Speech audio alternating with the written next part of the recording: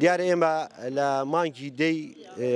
ساڵی 2023 یاداشتێکمان بە ناوی نووسەران و چالاکوان و ڕێکخراوەکانی بواری ئەنفال پێشکەش بە سەرۆکوەزیرانی عێراق کرد لە 11 2023 ئەو نووسراوە دراوەتە ئەمیندارەتی گشتی ئەنجومەنی وەزیران و ئەوانیش ڕەوانەی دەستگای شەهیدانیان کردەوە بۆی ڕێکاری پێویست بگرێتەوە داواکاریەکەی ئێماڵی ڕاتان چێ لەسەری طبعاً دواتریش لە مانگی 24 کۆمسیۆنی مافی مرۆڤی عێراقی یاداشتمان پێشکەش کردەوەش ڕەوانەی ئەنجومەنی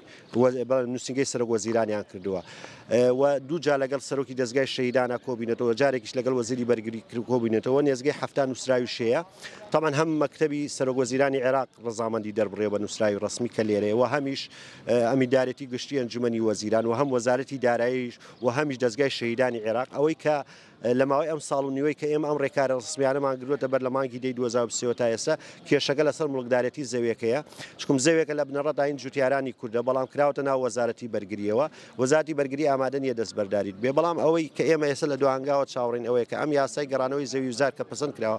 جێبەجێ بکرێت زەویەکان ئەڕاتەوە ناو جوتیارانی کورد ئەو کاتە دەبێت دەستگای شەهیدانی عێراق بە قەرەبووکردنەوەی مادی جوتیاران زەویەکان بکرێتەوە بۆی دەستگا بە دروستکردنی مونومنتەکە چکم ڕەزامەندی خۆی دەستگای شەهیدان ڕەزامەندی دەربڕێت لەسەرەوەی کاتە مونومنتێکی شایستە بە قوربانیانی ئەنفال.